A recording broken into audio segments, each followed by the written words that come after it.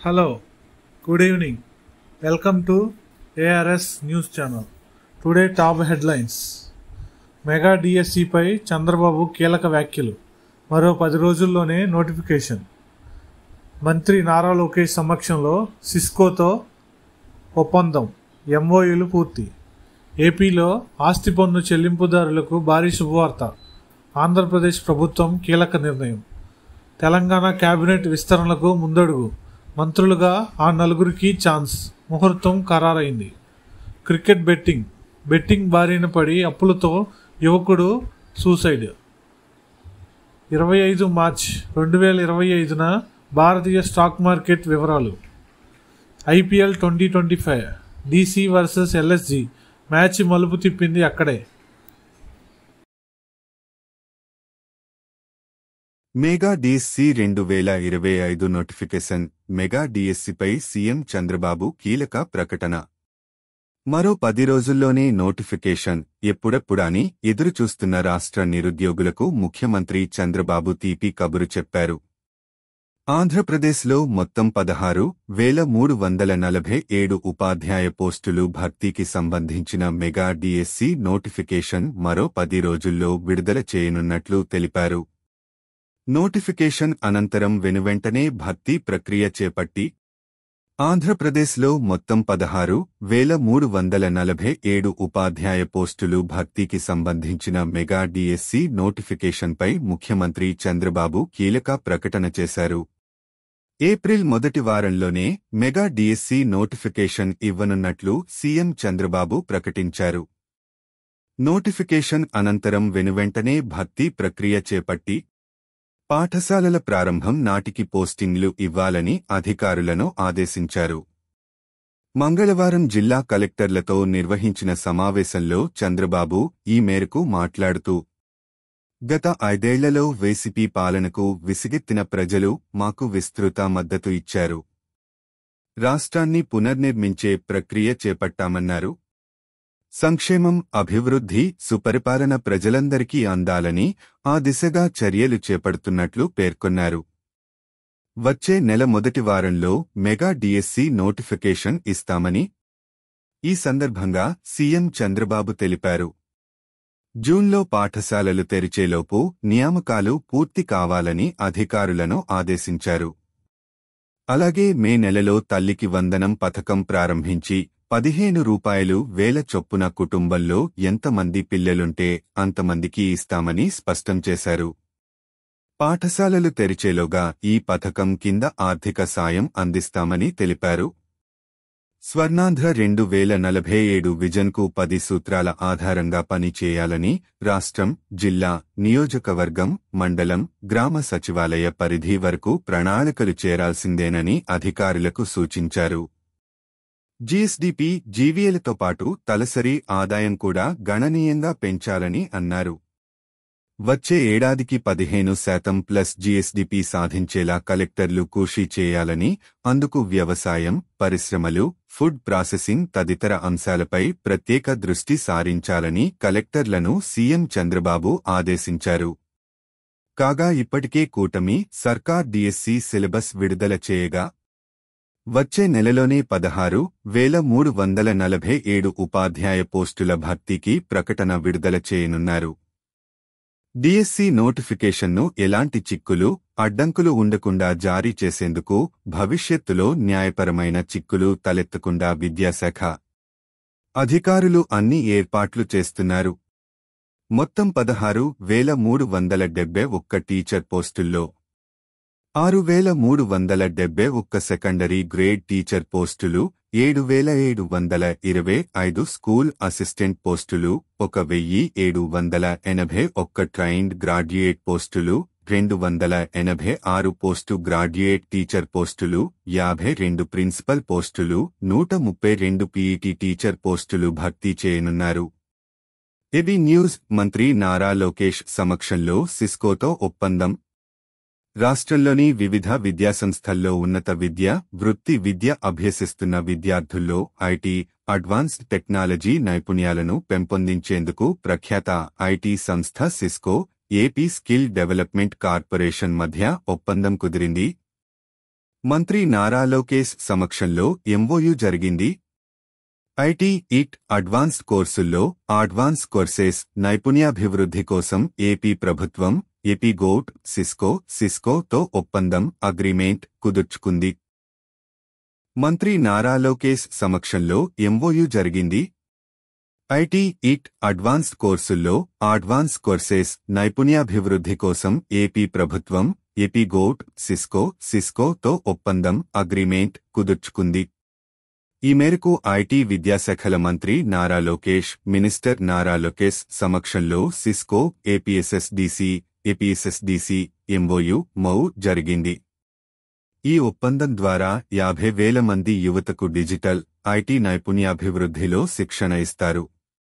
విద్యార్థుల్లో IT, advance technology నైపుణ్యాలను పెంపొందించేందుకు ప్రఖ్యాత ఐటీ సంస్థ Cisco, AP skill development corporation నడుమ ఒప్పందం జరిగింది.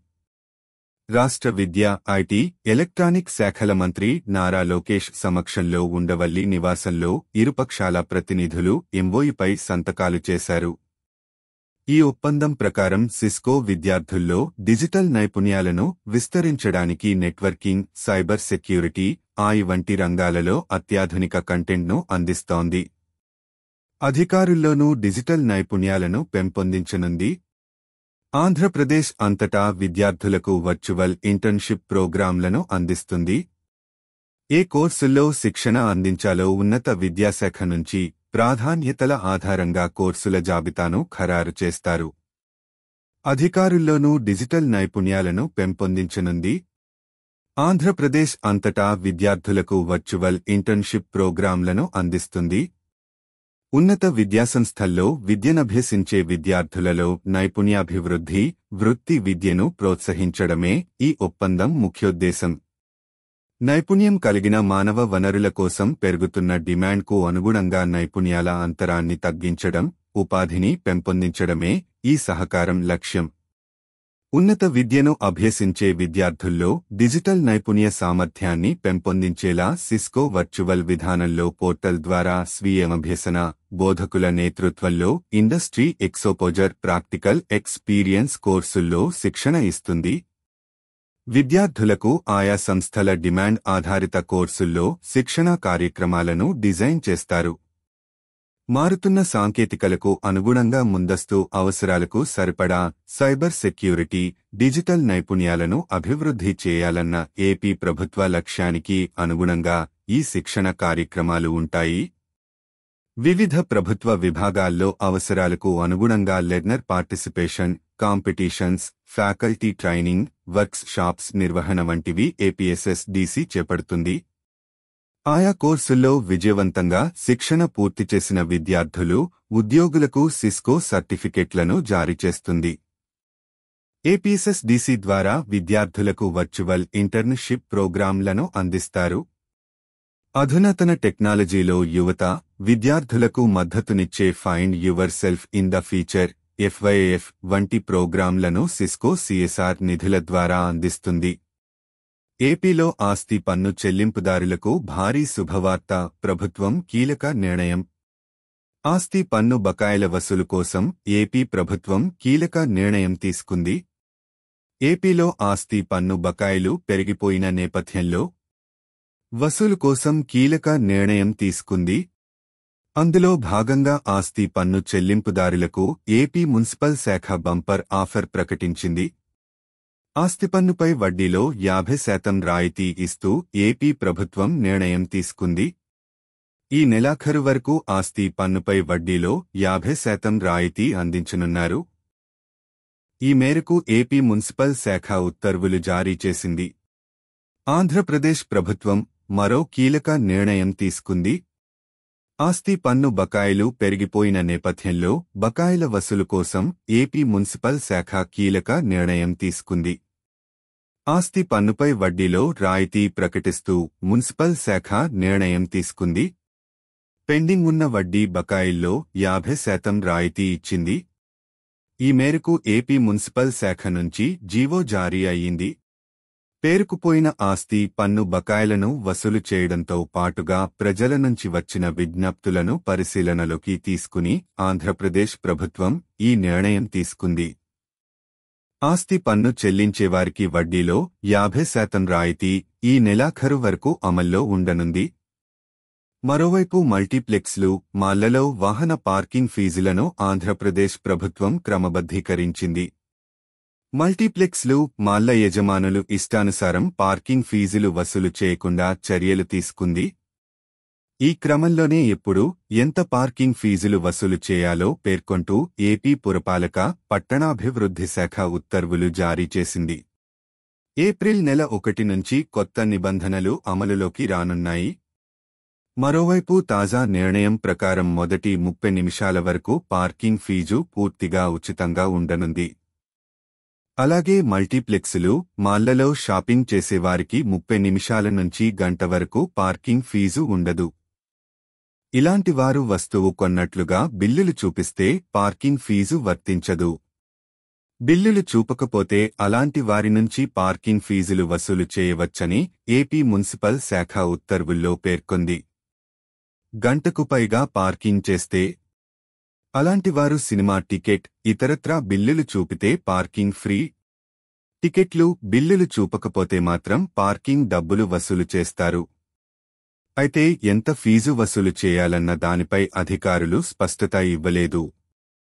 తెలంగాణ కేబినెట్ విస్తరణ. మంత్రులుగా ఆ 4 ఛాన్స్, ముహూర్తం ఫిక్స్. త్వరలో తెలంగాణ మంత్రివర్గ విస్తరణ ఉండనుందనే వార్తలు గట్టిగా వినిపిస్తున్నాయి. సీఎం రేవంత్ జట్టులో 6 మంత్రి పదవులు ఖాళీగా ఉండగా ప్రస్తుతానికి 4 ఛాన్స్ ఇవ్వనున్నట్లు సమాచారం. రేసులో చాలామంది సీనియర్ ఎమ్మెల్యేలు ఉన్నా కొందరి పేర్లు మాత్రం బలంగా వినిపిస్తున్నాయి. ఈ నెలాఖరు లేదా అంతకన్నా ముందే మంత్రి వర్గ విస్తరణ ఉండనుండగా ఎవరెవరికి మంత్రి పదవి దక్కుతుందనేది రాజకీయ వర్గాల్లో ఆసక్తిగా మారింది. తెలంగాణ ముఖ్యమంత్రి రేవంత్ రెడ్డి ఢిల్లీ వెళ్లిన ప్రతిసారీ మంత్రివర్గ విస్తరణపై చర్చ తెరపైకి వస్తుంది. తాజాగా సోమవారం సాయంత్రం CM Revanth, deputy CM Bhatti Vikramarka, మంత్రి ఉత్తమ్ కుమార్ రెడ్డి, పీసీసీ అధ్యక్షుడు మహేష్ కుమార్ గౌడ్లు ఢిల్లీ వెళ్లారు. ఏఐసీసీ పెద్దలు మల్లికార్జున ఖర్గే, రాహుల్ గాంధీ, కేసీ వేణుగోపాల్లతో వీరు సమావేశమయ్యారు. ఈ భేటీలో రాష్ట్ర వ్యవహారాల ఇన్ఛార్జ్ మీనాక్షి నటరాజన్ కూడా పాల్గొన్నారు. మంత్రివర్గ విస్తరణ ప్రధాన అజెండాగా సమావేశం జరిగినట్లు తెలిసింది. కాంగ్రెస్ ప్రభుత్వం డిసెంబర్ 2023లో కొలువుదీరిన తర్వాత రేవంత్ రెడ్డి ముఖ్యమంత్రిగా బాధ్యతలు తీసుకోగా ఆయనతో పాటు మరో 11 మంది మాత్రమే మంత్రులుగా బాధ్యతలు చేపట్టారు. తెలంగాణ మంత్రివర్గంలో మొత్తం 18 మంత్రి పదవులకు ఛాన్స్ ఉండగా 6 ఖాళీలు ఉన్నాయి. ప్రస్తుతం సీఎం రేవంత్ రెడ్డి వద్ద కీలకమైన హోంశాఖతో పాటు మునిసిపల్ అడ్మినిస్ట్రేషన్, అర్బన్ డెవలప్మెంట్, విద్య, జనరల్ అడ్మినిస్ట్రేషన్ వంటి కీలక శాఖలు ఉన్నాయి. సర్కార్ కొలువుదీరి ఏడాదిన్నర గడిచినా 6 ఖాళీలను భర్తీ చేయలేదు. ఈ నేపథ్యంలో ఆయా శాఖలను కొత్త మంత్రులకు అప్పగించేందుకు సిద్ధమైనట్లు తెలిసింది. ప్రస్తుతానికి 4 మంత్రి పదవులు ఇచ్చి ఆ తర్వాత మరో 2 తీసుకోనున్నట్లు సమాచారం. అయితే మంత్రి పదవుల రేసులో చాలామంది సీనియర్ ఎమ్మెల్యేలు ఉన్నా ప్రముఖంగా కొందరి పేర్లు మాత్రమే వినిపిస్తున్నాయి. కుల, సామాజిక, రాజకీయ సమీకరణ నేపథ్యంలో కొత్తవారికి మంత్రి పదవులు కట్టబెట్టనున్నట్లు విశ్వసనీయ వర్గాల సమాచారం.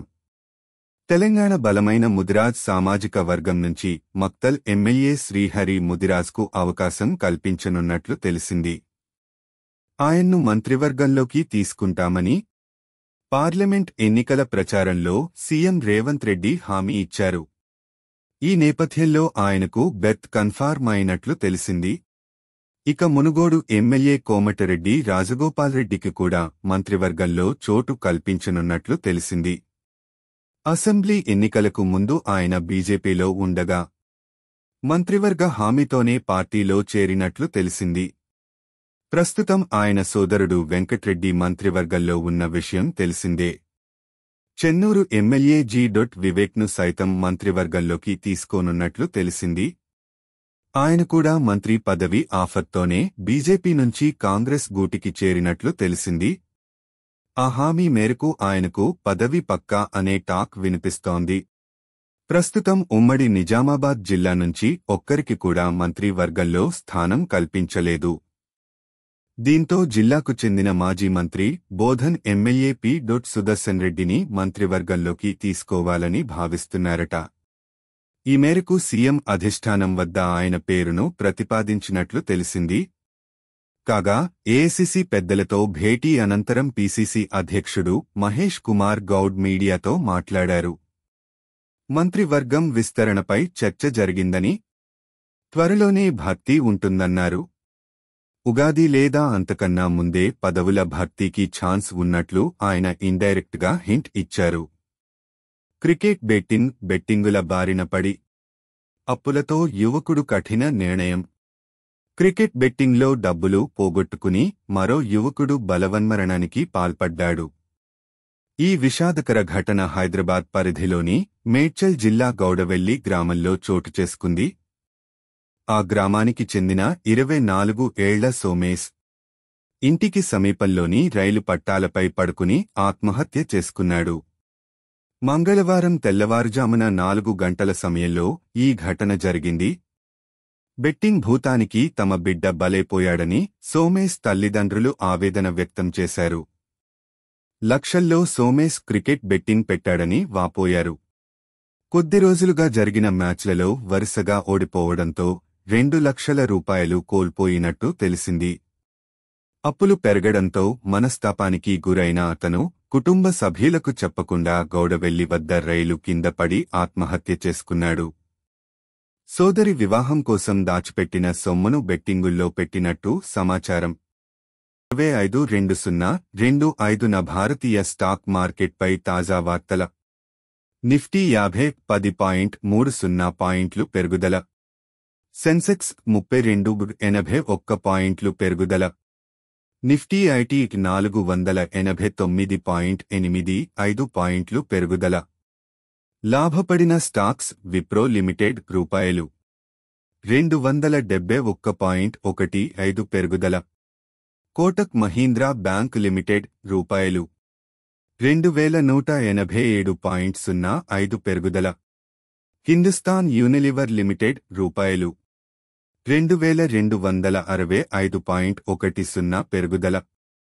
నష్టపోయిన స్టాక్స్ ఇండసిన్ బ్యాంక్ లిమిటెడ్ రూపాయలు 637.30 తగ్గుదల.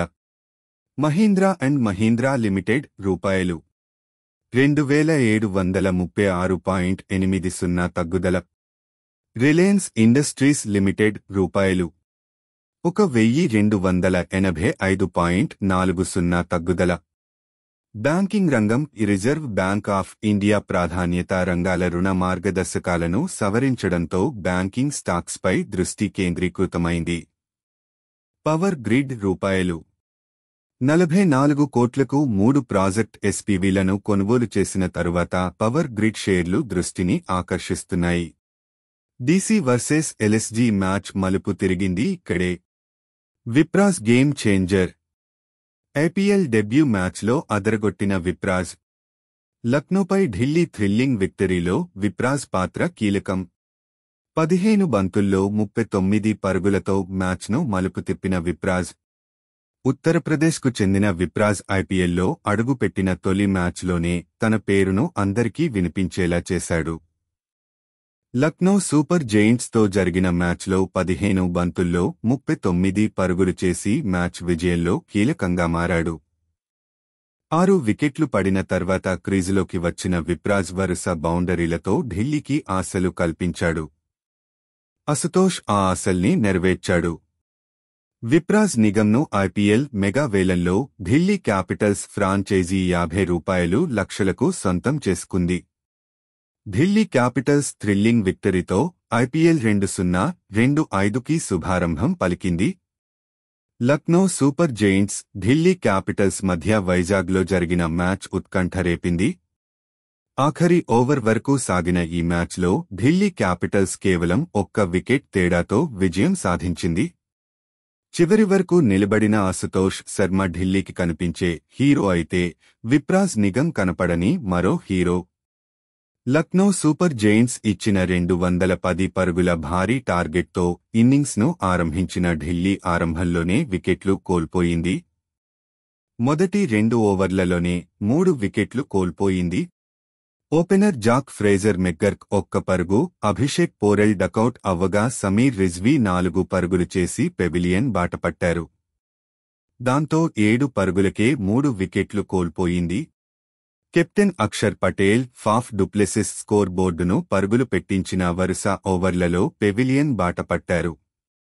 దాంతో ఢిల్లీ క్యాపిటల్స్ 6.4 ఓవర్లకు 65 పరుగులు చేసి 5 వికెట్లు కోల్పోయింది. ట్రిస్టన్ స్టబ్స్, అశుతోష్ శర్మ 6 ఓవర్లు మరో వికెట్ పడకుండా ఆడి 48 పరుగుల భాగస్వామ్యం నెలకొల్పారు. సిక్సర్కు ప్రయత్నించిన స్టబ్స్ 34 పరుగులు చేసి అవుటయ్యాడు. దాంతో ఢిల్లీ 113 పరుగులకు 6 వికెట్లు కోల్పోయింది.